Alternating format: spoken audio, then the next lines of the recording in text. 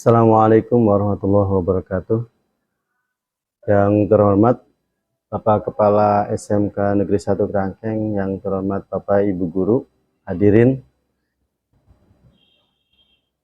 Mari kita bersyukur kepada Allah atas limpahan rahmat dan berkahnya. Salawat serta salam semoga tercurah limpahkan kepada beliau Junjungan Muhammad SAW.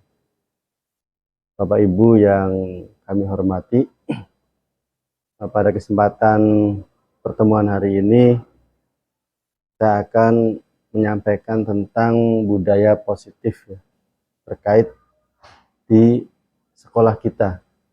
Nah,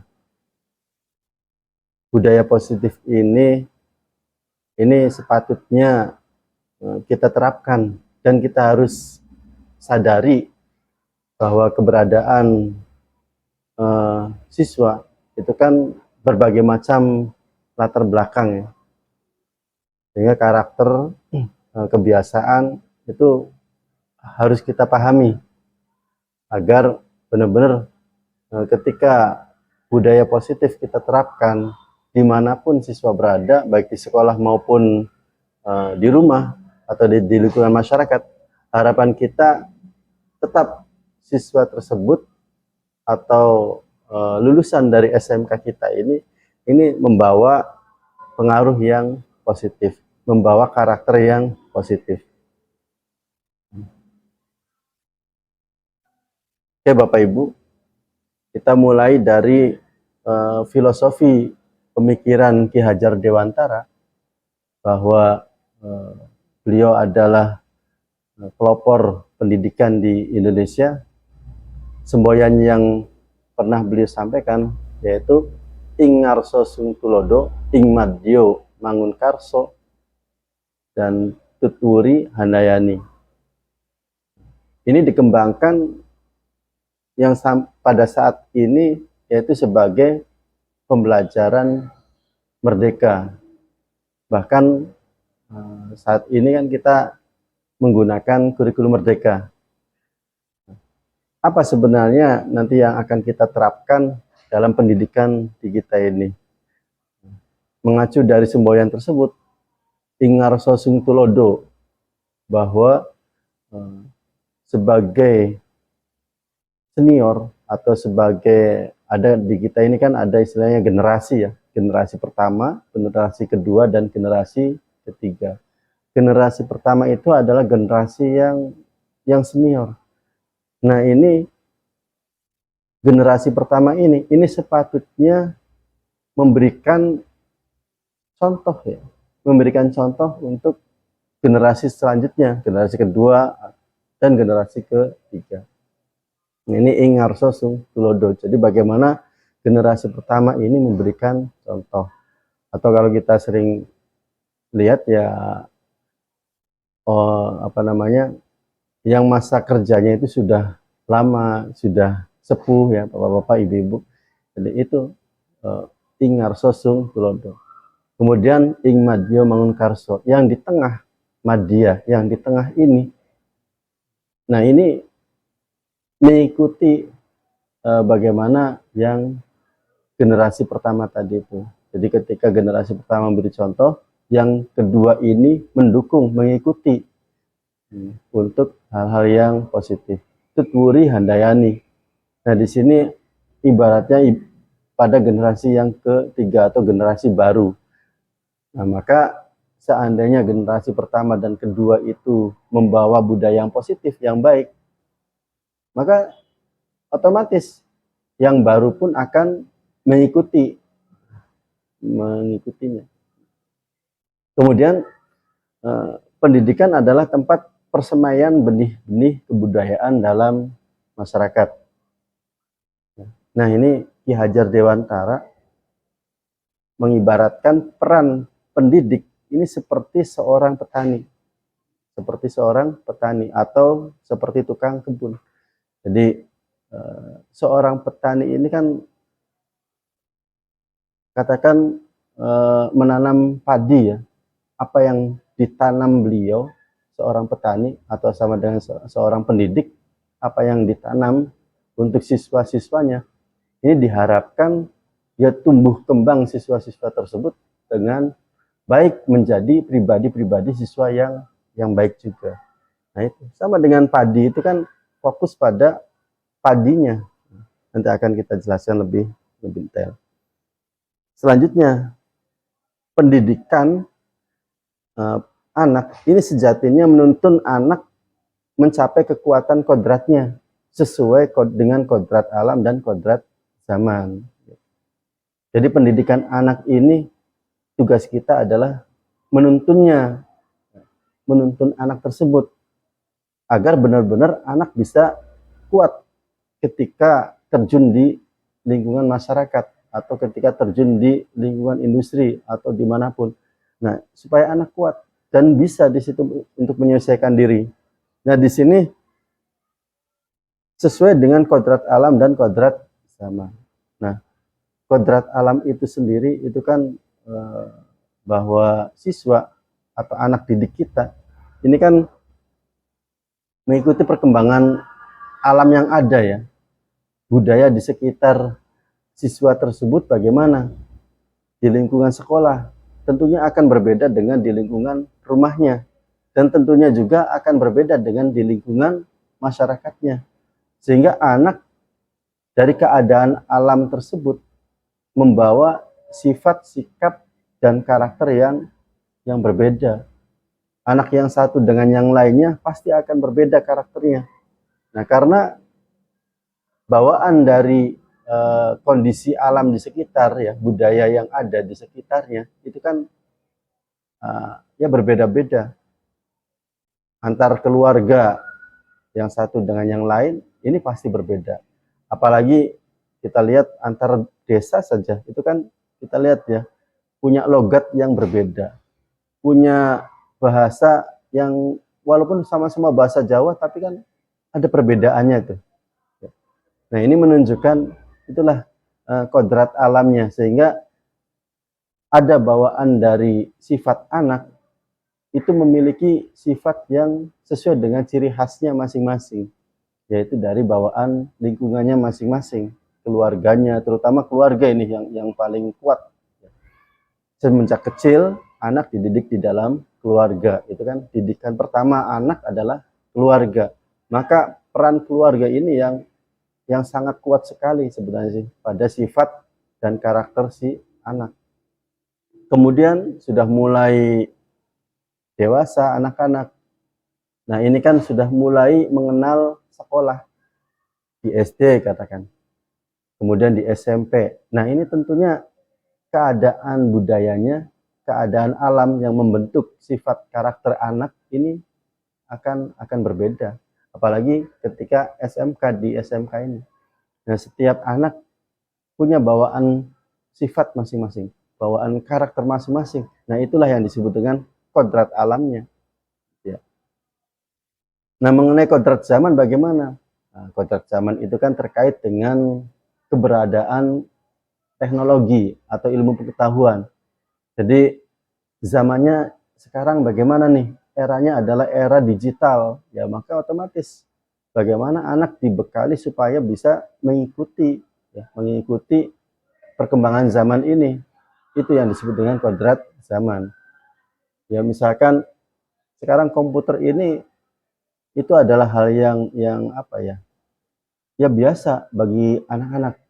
Maka komputer ini adalah satu kebutuhan yang sangat pokok bagi zamannya pada saat ini. Termasuk HP ya.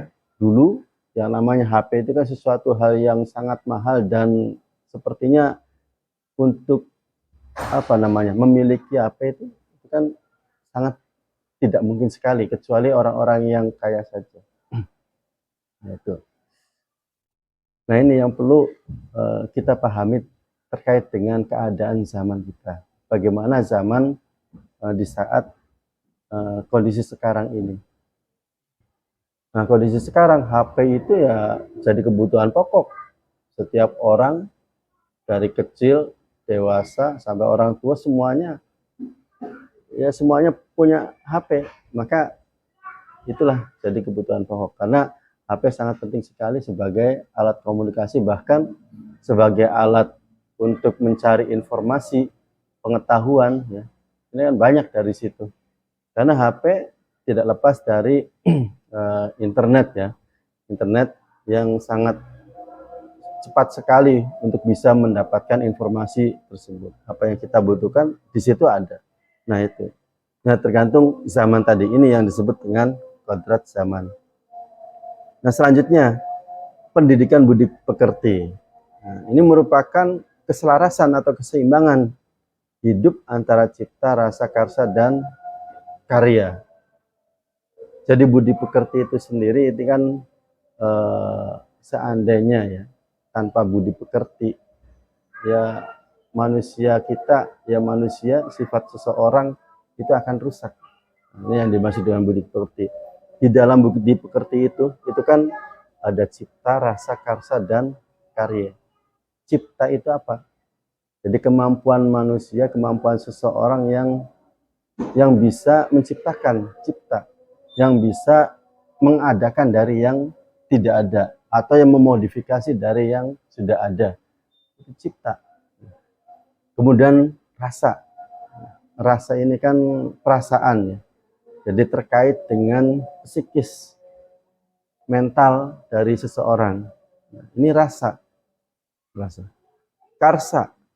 Nah, karsa adalah seseorang memiliki kemampuan untuk berbuat. Berbuat apa? Ya berbuat.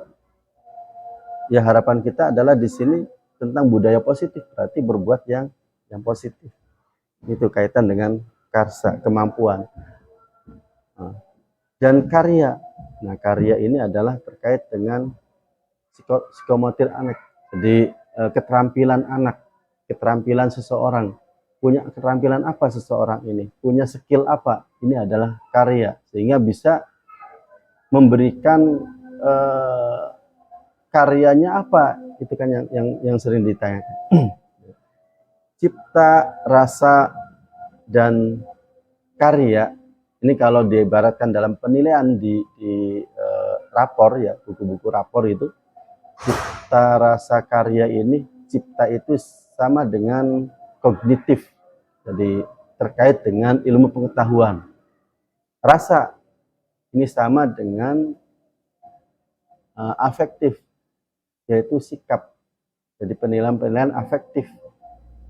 Karya ini terkait dengan keterampilan di psikomotorik pada anak. Nah ini juga penilaiannya pada penilaian keterampilan. Kan ada 3 penilaian ya, kognitif, afektif, dan psikomotorik.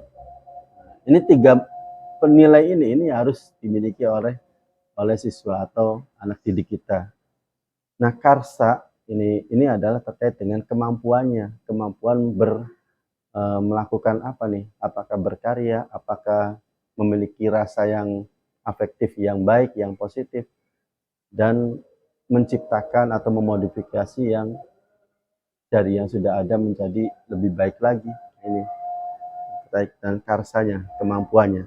Maka ada istilah kan, ada kemauan dan ada kemampuan. Kemauan dan kemampuan ini harus dimiliki oleh semua orang kalau mau mewujudkan sesuatu. Orang punya mau tapi tanpa ada kemampuan ya susah, nggak mungkin. Orang punya kemampuan tanpa ada kemauan juga tidak bisa terwujud ya, karena ya macet di situ, nggak bisa dilanjutkan. Nah, maka kemauan dan kemampuan dua-duanya harus ada. Oke, kita lanjutkan. Maka di sini kita perlu ada perubahan paradigma dalam belajar ya.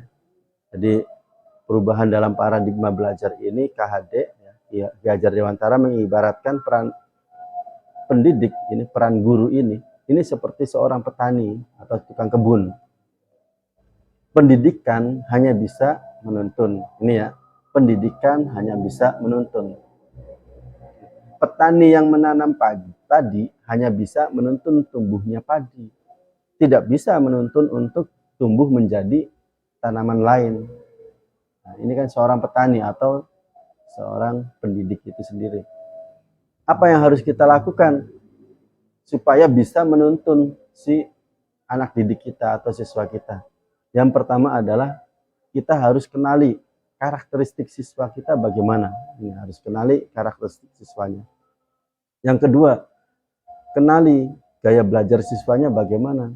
Siswa belajar apakah visual atau audio ya, atau apa namanya, dengan gerak gitu ya, isyarat ya, bahasa isyarat.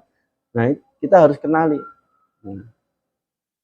Kemudian yang ketiga, berikan kemerdekaan pada siswa untuk berkembang sesuai kodratnya. Jadi siswa juga punya hak supaya mengembangkan dirinya ini sesuai dengan kodratnya. Biarkan siswa bagaimana, biarkan. Asalkan tadi melakukan hal-hal yang positif. Punya bawaan dari rumah, misalkan bawaannya ini apa namanya, biasa ngomong kasar. Ini kan harus kita luruskan. Nah, kita di sini hanya meluruskan. Jangan sampai ya menuntun supaya anak jangan sampai dengan berkata-kata yang kasar, kata-kata yang kotor karena bawaan dari rumahnya. Ini kemudian dibiarkan, jangan sampai. Kita tetap, tugas kita sebagai pendidik adalah meluruskan, menuntun supaya anak bisa berubah dari yang tadinya biasa kata-kata kotor berubah menjadi kata-kata yang lebih baik. Ini. Kemudian yang keempat, jangan paksa siswa menjadi orang lain. Hati-hati. Dalam satu kelas, ya, katakan berjumlah berapa? 36. Ini kan berbeda-beda ini, setiap satu anak dengan anak yang lain pasti punya karakter yang berbeda-beda. Nah, ini jangan sampai kita sebagai pendidik ini semuanya sama, jangan. Jadi biarkan si A berkembang sesuai dengan kemampuannya, si B juga berkembang sesuai dengan kemampuan, tapi tetap diarahkan supaya dalam perkembangannya itu benar-benar bisa bermanfaat untuk apakah nanti di masyarakat atau di pendidikan selanjutnya atau di perusahaan. Nah, itu yang diharapkan. Jangan sampai menjadi orang lain. Artinya gini, bisa saja kadang-kala kan kita ya sebagai guru memaksa anaknya supaya ini loh, seperti bapak. Nah, itu yang seperti itu sebenarnya salah. Jangan sampai. Kecuali mungkin memberikan contoh seperti bapaknya ini, seperti sayanya ini adalah memberikan contoh yang baik. Bukan berarti si anak itu seperti bapaknya adalah meniru ya apa adanya seperti saya atau bapak. Nah, ini yang salah. Jadi apa adanya harus ditiru, wajib ditiru. Nah, itu janganlah. Kasihan anak. Jadi semampunya saja si anak bagaimana. Kita hanya menuntun, mengarahkannya. Kira-kira anak ini nanti akan kelihatan karakter spesifiknya itu yang mana, karakter uniknya, yang uniknya itu yang bagaimana. Ini biarkan anak tumbuh, berkembang, punya karakter masing-masing. Seperti apa namanya, kalau lomba di idol itu kan bernyanyi, ya, menyanyi, itu kan si juri kan melihat, oh ini punya karakter yang bagus nih untuk suaranya misalkan. Nah, ini kan malah justru itu nilai yang plusnya bagi anak itu sendiri. Jadi setiap anak punya karakter masing-masing yang positif. Ini yang diharapkan. Kalau semuanya sama, semua yang kita harapkan nggak mungkin, akan berat ya. Kita dalam mengajar akan berat. Selanjutnya yang kelima, jangan pernah membanding-bandingkan siswa. Ini ingat, oh si Anu itu tuh rajin, si ini tidak rajin. Itu sebenarnya hati-hati itu bisa melemahkan motivasi anak. Jadi kalau misalkan mau memotivasi ya motivasi yang positif, bagaimana supaya anak tidak merasa bahwa ini dibanding-bandingkan. Salah satu sesuatu yang sangat menjengkelkan ya termasuk kita semua. Kalau seandainya kita dibanding-bandingkan, itu kan bisa merasakan sendiri ya. Ya rasanya jengkel. Oh, saya dibandingkan dengan ini. Punya karakter latar belakang yang beda ya beda lagi. Jadi jangan dibanding-bandingkan.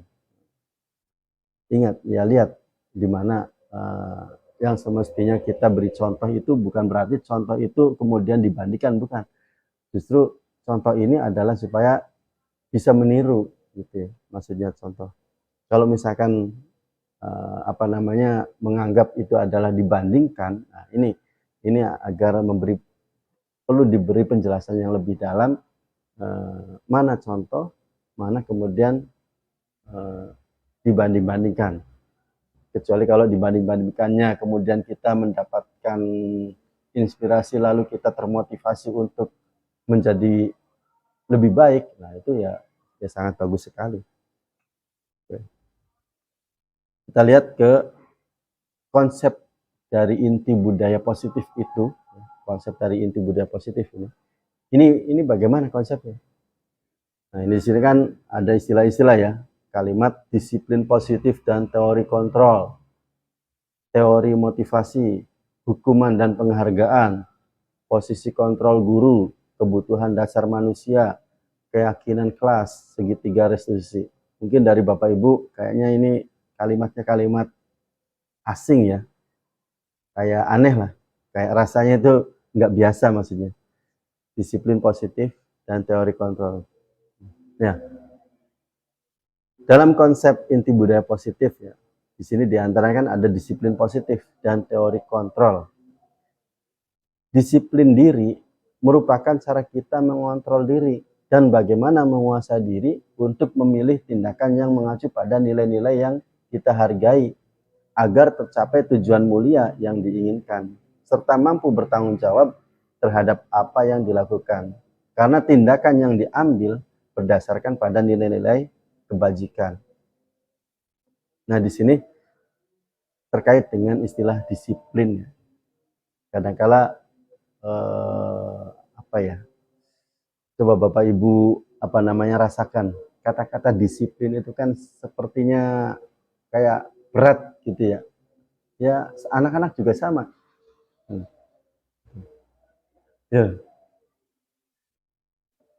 untuk disiplin itu kan kalau misalkan arahnya disiplin di sini yang dimaksud ada disiplin positif yang ya benar-benar untuk membangun, baru situ bisa ya ya bisa membangkitkan motivasi anak supaya benar-benar yang namanya pembelajaran itu kan mengarah pada yang disiplin, itu diawali dengan senang hati.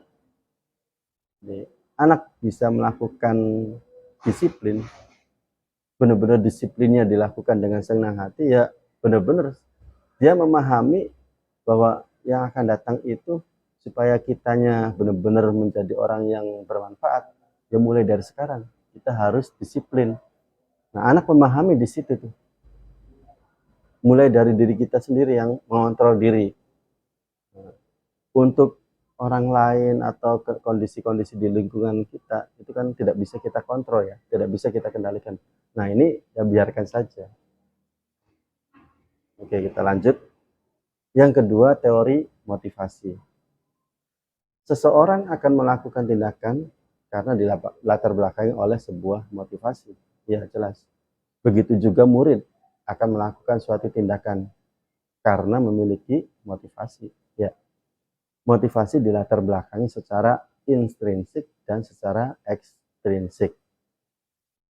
Jadi motivasi ya ini kan dorongan kita untuk melakukan sesuatu. Anak pasti ya semua orang itu kalau mau melakukan sesuatu pasti ada dorongan tertentu yang akan dituju. Ya apapun bentuknya. Pasti ada dorongan tertentu yang itulah motivasi.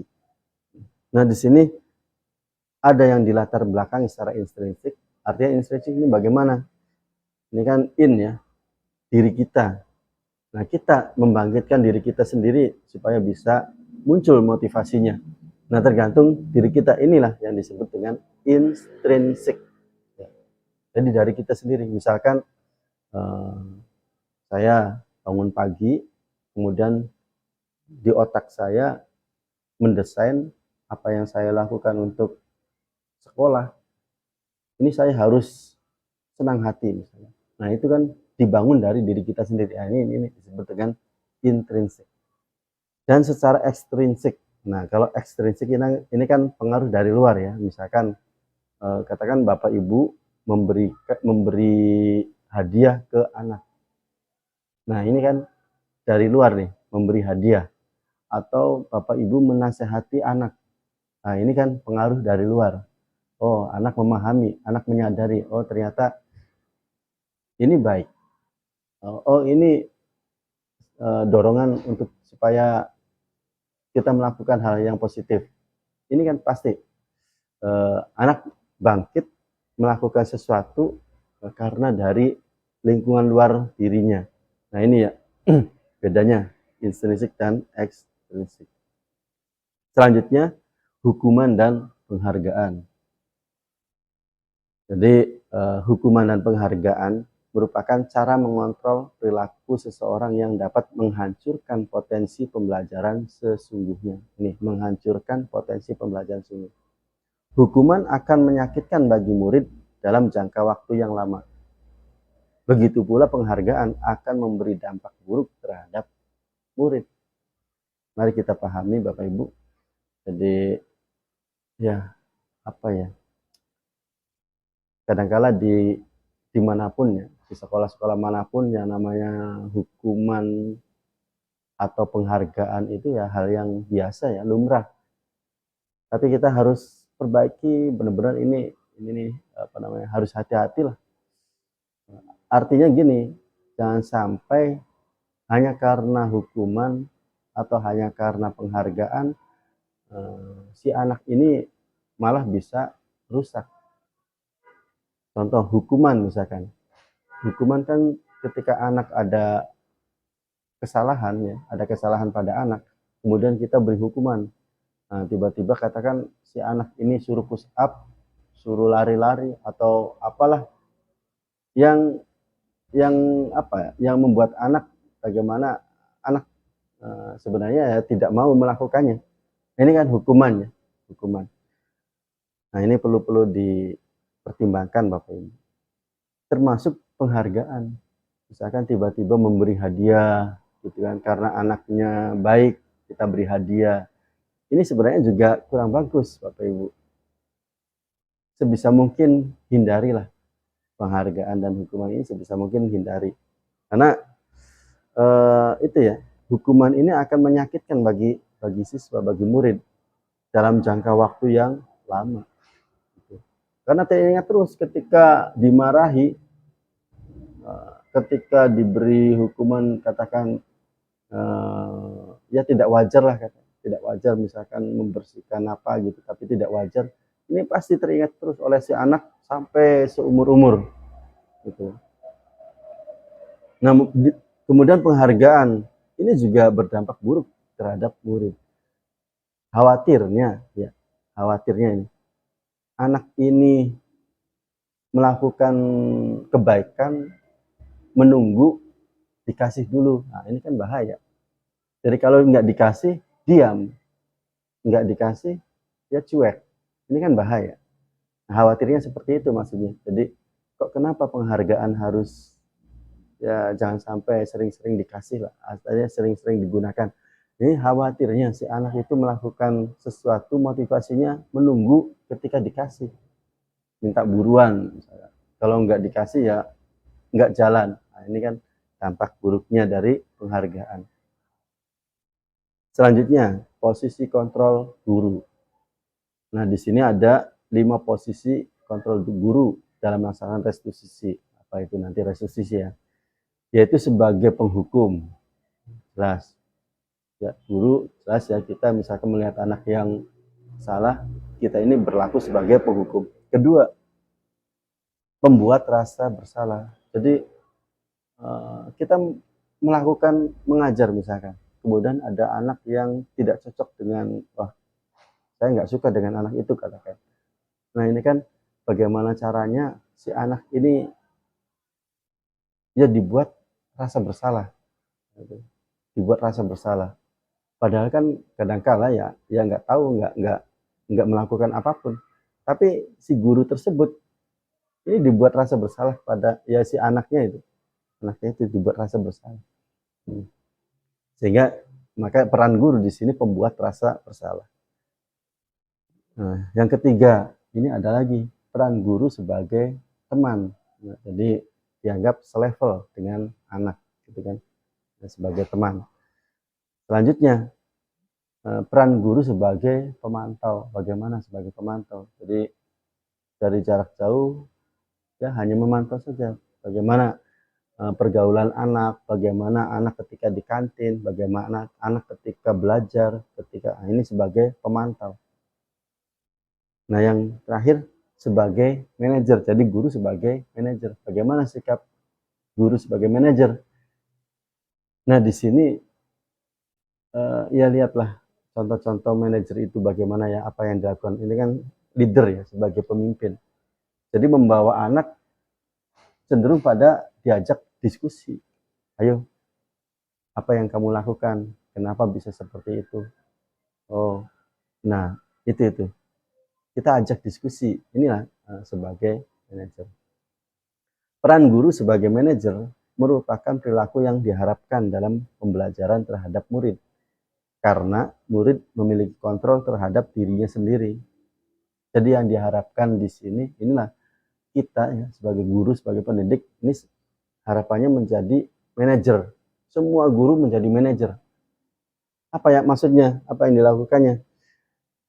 Ya yang dilakukannya adalah ketika pembelajaran, ya sampaikan pembelajaran, kemudian ada nasihat-nasihat di situ pendidikannya.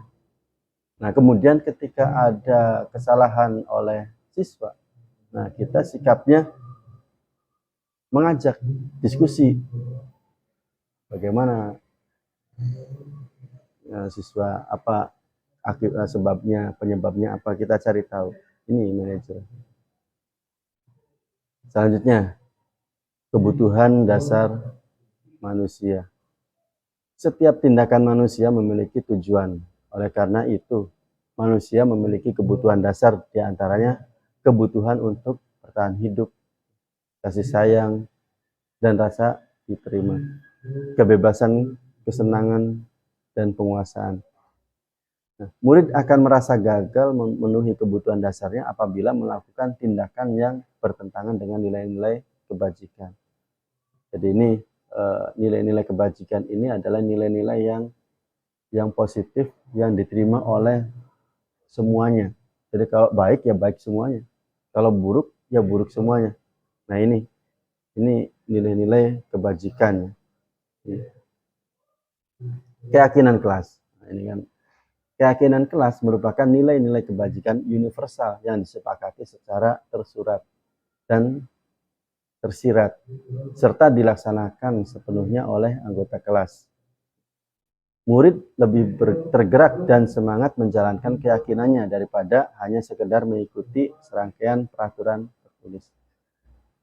Jadi prakteknya kita di kelas bersama dengan murid, bersama dengan siswa, ya, kita ada kesepakatan supaya meyakinkan bahwa apa yang kita sepakati bersama ini adalah untuk kebaikan kita bersama, untuk masa depan kalian bersama.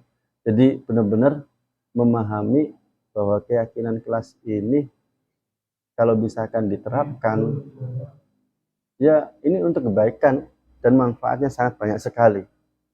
Ini terkait dengan keyakinan kelas. Ya, selanjutnya terkait dengan segitiga restitusi. Segitiga restitusi merupakan sebuah tahapan untuk memudahkan para guru dan orang tua dalam melakukan proses untuk menyiapkan anaknya melakukan restitusi. Prosesnya dijalankan dengan dialog agar menghasilkan murid yang mandiri dan bertanggung jawab. Ya, ini segitiga, konsep dari segitiga restitusi. Kita lanjut, pengertian dari restitusi. Restitusi adalah proses menciptakan kondisi bagi murid untuk memperbaiki kesalahan mereka sehingga bisa kembali pada kelompok mereka dengan karakter yang kuat. Ya, ini menurut Gosen. Lanjut, restitusi adalah proses kolaboratif yang mengajarkan murid untuk mencari solusi untuk masalah dan membantu murid berpikir tentang orang seperti apa yang mereka inginkan dan bagaimana mereka harus memperlakukan orang lain. Ini menurut Selsom Gosen. Jadi ada proses kolaboratif. Oke. Ini konsep segitiga restitusi. Yang pertama, menstabilkan identitas. Yang kedua, validasi tindakan yang salah. Dan yang ketiga, menanyakan keyakinan. Ini juga agak asing ya Bapak Ibu. Istilah-istilahnya ini, menstabilkan identitas, validasi tindakan yang salah, dan menanyakan keyakinan. Menstabilkan identitas. Nah, pada bagian ini bertujuan untuk merubah orang yang merasa gagal karena berbuat salah menjadi orang sukses. Sebagai guru harus mampu meyakinkan murid menyampaikan, saya pernah melakukan hal yang sama seperti kamu. Ini sebagai guru nih. Jadi guru membantu menenangkan orang atau murid ya dalam mencari solusi untuk permasalahannya. Nah, ini menstabilkan identitas. Selanjutnya, validasi tindakan yang salah. Nah, pada langkah ini, kebutuhan dasar yang mendasari tindakan murid kita, menurut teori kontrol, semua tindakan pasti memiliki tujuan. Karena ada motivasi ya, entah baik ataupun buruk. Ketika kita menolak murid yang berbuat salah, maka mereka akan tetap dalam masalahnya. Yang lebih diperlukan adalah kita memahami alasan mereka berbuat kesalahan sehingga mereka merasa dipahami. Jadi ini validasi tindakan yang salah. Jadi misalkan ada anak yang berbuat salah, kemudian bagaimana nih apa yang kamu lakukan bisa-bisa ini akan merusak sekolah, akan mengacaukan pembelajaran kita. Nah, itu kan bahasa-bahasa memvalidasikan bahwa tindakan tersebut adalah tindakan yang salah. Selanjutnya, menanyakan keyakinan kelas. Ini maksudnya nih, ketika yang pertama tadi dan kedua ya validasi ya. Yang pertama kan menstabilkan, yang kedua validasi. Nah ini yang ketiganya ini adalah menanyakan keyakinan kelas. Nah dilakukan pada anak, maka anak lebih siap dikaitkan dengan nilai kebajikan yang dia percaya dan berpindah menjadi orang yang dia inginkan. Kehidupan masa depan yang mereka inginkan sangat penting ditanyakan. Ketika gambaran masa depannya sudah ditemukan, maka guru dapat membantu mengarahkan mereka tetap fokus pada gambarannya. Segitiga restitusi dapat menumbuhkan motivasi internal murid untuk disiplin positif dan terbiasa mencari solusi dengan permasalahannya. Ini maksudnya, jadi contoh ya, ini misalkan kamu bermalas-malasan di sekolah, kamu tidak belajar misalkan, nanti apa yang kamu hasilkan setelah lulus? Nah ini jadi menanyakan sampai masa yang akan datang. Ini nanti misalkan di perusahaan ada permintaan punya skill seperti ini, apakah kamu mampu? Nah, jadi meyakinkan. Kalau seandainya tidak punya skill, ya eman-eman kamu sekolah, kan seperti itu ya. Jadi apa gunanya sekolah kalau tidak punya keterampilan? Tujuannya sekolah kan salah satunya adalah untuk ketika lulus di SMK ini kemudian bisa bekerja. Nah ini kan salah satu tujuannya. Nah kamu misalkan sekolah cuma sekedar sekolah, tidak punya keterampilan sama sekali setelah lulus, ini kan eman-eman sekolahnya. Nah ini meyakinkan bahwa yang akan datang itu adalah ya sebagai patokannya, sebagai patokan bagi anak supaya termotivasi benar-benar sekolah ini ya belajar dengan baik. Oke Bapak Ibu, mungkin itu yang bisa saya sampaikan, semoga bermanfaat ya. Barangkali ada yang mau ditanyakan atau didiskusikan, enggak Bapak Ibu. Saya tutup dulu yang baca hamdah. Alhamdulillahirabbil alamin. Assalamualaikum warahmatullahi wabarakatuh.